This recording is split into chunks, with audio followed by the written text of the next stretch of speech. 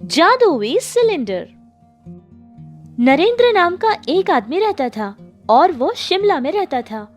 शिमला में ही वो एक सीमेंट की कंपनी में वॉचमैन का काम किया करता था। जितनी उसे तनख्वाह मिलती थी उन्हीं पैसों में उसकी पत्नी और दोनों बच्चों का पोषण भी करता और उन्हीं पैसों में उनको पढ़ाया भी करता था। जिस जगह में वो लोग रहते थे वो जगह बहुत ज्यादा ठंडी थी।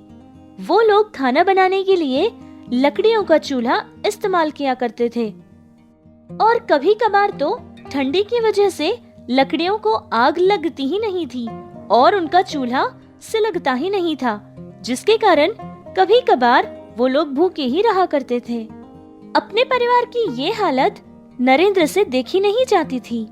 वो बहुत कोशिश करके किसी से पैसा उधार करके एक गैस सिलेंडर और एक गैस का चूल्हा खरीदता है।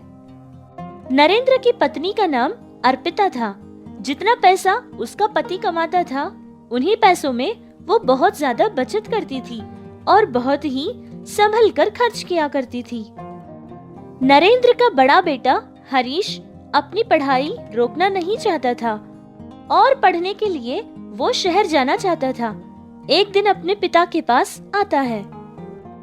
पापा, हाँ बेटा, क्या हुआ? कुछ कहना था मुझसे? हाँ पापा, वो इस साल मेरी डिग्री खत्म हो गई है ना। मैंने सोचा था कि मैं अपनी पढ़ाई अभी खत्म नहीं करूँगा, मुझे और पढ़ना है पापा। अगर आप इजाज़त दें तो मैं शहर जाकर पढ़ना चाहता हूँ। अरे नहीं बेटा, ये तुम क्या कह रहे हो? जितनी उनकी ताकत थी उससे ज्यादा पढ़ाया है उन्होंने। अब ये सब नहीं होगा उनसे। जितना पढ़े हो वही बहुत ज्यादा है हमारे लिए। अरे अर्पिता, तुम चुप रहो। मैं इतनी मेहनत बच्चों के लिए ही तो करता हूँ ना।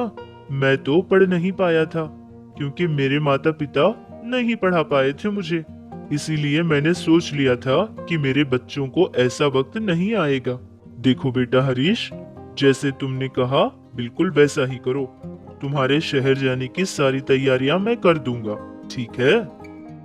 इस तरह नरेंद्र अपने बड़े बेटे के लिए बहुत सारा पैसा उधार लेकर उसे पढ़ने के लिए भेज देता है। फिर कुछ साल बाद उसके छोटे बेटे के लिए भी वो बहुत सारा पैसा उधार मांगता है और उसके पढ़ाई के लिए भी इस्तेमाल करता है। ऐसे ही नरेंद्र कर्ज के कुएं में बहुत बुरी तरह से डूब चुका था। कुछ ही समय बाद नरेंद्र के दोनों बेटों को बहुत अच्छी अच्छी नौकरियां मिली थी। नौकरी मिलने के बाद अपने माता पिता को तो वो पूरी तरह से भूल चुके थे।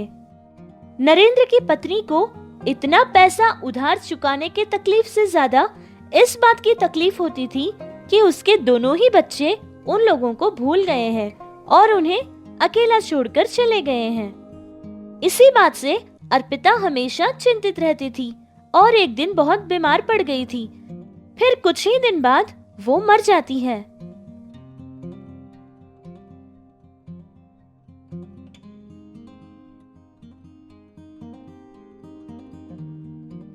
हे भगवान, अब मैं किस लिए जिंदा रहूं? मेरे जीने का कोई मतलब नहीं है। मेरे सारे अपनों ने मेरा साथ छोड़ दिया है। अब मैं बिल्कुल अकेला पड़ गया हूँ। ऐसी जिंदगी मैं जी नहीं पाऊंगा। मुझे भी इस दुनिया से उठा लो भगवान। ये कहता हुआ नरेंद्र बहुत ही दुखी होने लगा। उसने अपना काम भी छोड़ दिया था। नरेंद्र की हालत जानने के बाद नरेंद्र का मालिक वो काम पर नहीं गया था। इसके बावजूद भी उसके लिए हर महीने तनख्वाह भेजा करता था। इसी तरह 2 महीने की तनख्वाह वो भेज चुका था। बिना काम किए तनख्वाह लेना नरेंद्र को बिल्कुल पसंद नहीं था। फिर नरेंद्र ने सोच लिया था कि दूसरे दिन ही वो अपने मालिक के पास जाकर दोबारा वॉचमैन का काम मांगेगा। इसी तरह वो दूसरे दिन सीमेंट की कंपनी के पास जाता है और उसके मालिक से मिलता है। नमस्ते सर। अरे नरेंद्र, तुम आओ ना अंदर। बहुत दिन हो गए तुम्हें देखकर। कैसे हो? मालिक, आप जैसे महान व्यक्ति के पास मैं काम कर रहा था, ये मेरी खुशनसीबी है मालिक। मेरी सारी परिस्थिति जानने के बाद भी मैं काम में नहीं आने के बावजूद आपने मेरे लिए पैसा भेजा था। मैं आपका ये एहसान कभी नहीं भूलूंगा। लेकिन मालिक, मुझे बिल्कुल अच्छा नहीं लग रहा है कि बिना काम किए आपसे पैसे लूं। आपसे एक विनती है मालिक कि मुझे मेरा वॉचमैन वाला काम दोबारा दे दीजिएगा। मैं जिंदगी भर आपका एहसानमंद रहूंगा मालिक। देखो नरेंद्र, तुमने हमारी कंपनी के लिए बहुत मेहनत की है। ऐसे में तुम्हारा बुरा वक्त जानने के बाद भी मैं तुम्हारी सहायता नहीं करता तो मैं शायद इंसान नहीं कहलाता। मैं तुम्हारा मालिक हूं, इसलिए मैंने तुम्हारी सहायता नहीं की थी। मैं भी एक इंसान हूं और इंसानियत के नाते मैंने तुम्हारी सहायता की थी, वरना मेरा इंसान बनकर पैदा होना किस फायदे का। बहुत बहुत धन्यवाद मालिक, आपका ये एहसान मैं कभी नहीं भूलूंगा। इस तरह नरेंद्र अपना वॉचमैन का काम फिर से करने लगता है। जो तनख्वाह उसे मिलती थी वो सारा ही पैसा उसके ब्याज के लिए ही खत्म हो जाता था। उसके पास तो खाने के लिए भी कुछ नहीं होता था। ऐसे ही कुछ दिन गुजर गए थे। फिर उसके मालिक को पता चला था कि नरेंद्र की हालत बहुत खराब है। ये जानने के बाद उसके मालिक ने कुछ चीजें खरीद कर उसको दी थी, जिसे लेकर नरेंद्र बहुत खुश हो गया था और सोचने लगा कि घर जाकर गर्मा गर्म खाना बनाकर खाएगा। लेकिन घर जाने के बाद उसने चूल्हा जलाने की बहुत कोशिश की थी, लेकिन गीले होने के कारण लकड़ियां तो जली ही नहीं थी, जिसकी वजह से उसको उस रात भूखा ही रहना पड़ा था। फिर दूसरे दिन उसके मालिक की बेटी की शादी हो रही थी। शादी के बाद जो खाना बच गया था वो सारा खाना वो लोग नरेंद्र को दे देते हैं, जिसे लाकर नरेंद्र पेट भर खाने की सोचता है। रास्ते में उसने आते समय सड़क पर देखा कि एक बड़ी सी लॉरी का टायर पंचर हो गया था और पास ही में एक सिलेंडर भी पड़ा था। बहुत रात होने के कारण वो लॉरी ड्राइवर भी कहीं नहीं गया था और वहीं पास में बैठा हुआ था।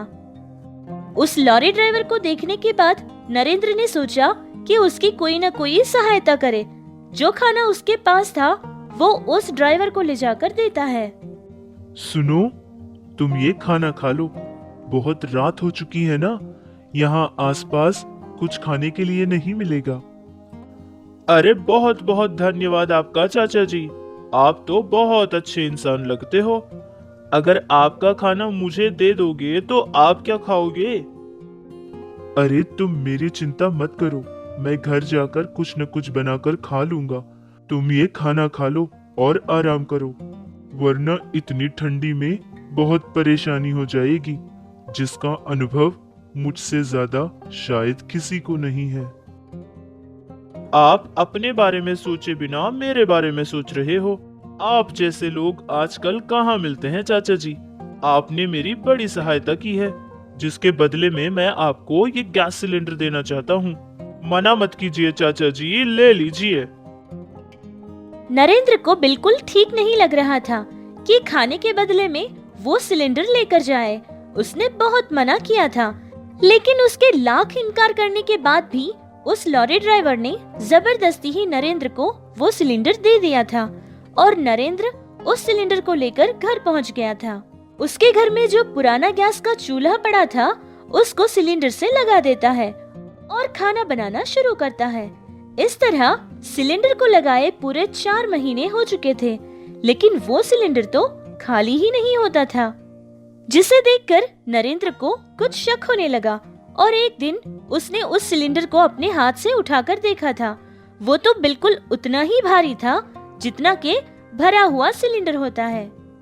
नरेंद्र की कुछ समझ नहीं आ रहा था कि उसके साथ क्या हो रहा है। वो ऐसे ही सोचता बैठा हुआ था। फिर थोड़ी देर बाद अचानक ही वो सिलेंडर बोलने लगा। बोलते हुए सिलेंडर को देखकर नरेंद्र तो हैरान ही रह गया था। देखो नरेंद्र, मैं एक जादुई सिलेंडर हूँ। तुम्हें मुझे देखकर डरने की कोई जरूरत नहीं है। मैं कभी खत्म ही नहीं होता हूँ। तुम खुद भूखे होने के बावजूद तुमने आगे वाले की सहायता की और उसकी भूख मिटाई थी। जब तक तुम जिंदा रहोगे तब तक मेरे अंदर का गैस कभी खत्म ही नहीं होगा। इतना कहकर वो सिलेंडर फिर से चुप हो गया था। नरेंद्र ने दोबारा उस सिलेंडर से बात करने की बहुत कोशिश की थी, लेकिन उस सिलेंडर से फिर से कोई आवाज नहीं आई थी। उस दिन नरेंद्र के समझ में आ गया था कि जिसको खाना खिलाने के बदले में जो सिलेंडर उसने दिया था वो कोई मामूली आदमी नहीं था। भगवान का भेजा कोई फरिश्ता था जो कि उसकी मदद करने आ गया था और उसे ये जादुई सिलेंडर तोहफे में दे गया था। ऐसे ही कुछ दिन गुजर गए थे। फिर एक दिन नरेंद्र को एक ख्याल आया था। जैसा कि उस जादुई सिलेंडर ने उससे कहा था कि वो जिंदगी में कभी खाली नहीं होगा, इस बात का वो फायदा उठाए। उसने सोचा कि अगर खाली सिलेंडर्स में ये गैस सिलेंडर वाला गैस भरकर अगर बेचा जाए तो उसकी जिंदगी की सारी परेशानियां दूर हो जाएंगी और उसको अच्छा लाभ भी मिलेगा। उसने बिना कोई देर किए उसके घर के बाहर सड़क पर एक बोर्ड लिखकर रख देता है। उस पर लिखा था कि खाली सिलेंडर में गैस भरा जाएगा। इस तरह उसने अपना काम शुरू किया था। बहुत कम समय में ही बहुत अच्छे पैसे और फायदा भी उसे मिलने लगा। ढेर सारा पैसा कमाकर उसने एक आश्रम खोला था। उस आश्रम में माँ बाप के छोड़े हुए बच्चे और बच्चों के छोड़े हुए माँ बाप सभी अनाथ लोग रहते थे और सारे लोगों को वो बहुत प्यार देता था। जो प्यार और अपनापन जिनको अपनों से नहीं मिला था वो सारा ही प्यार नरेंद्र उनको देने लगा, सारे लोगों का ख्याल रखने लगा। ऐसे ही नरेंद्र अपनी आखिरी सांस तक भी उनके साथ खुशी खुशी जीने लगा। ये कहानी आपको कैसी लगी हमें कमेंट करके जरूर बताइए।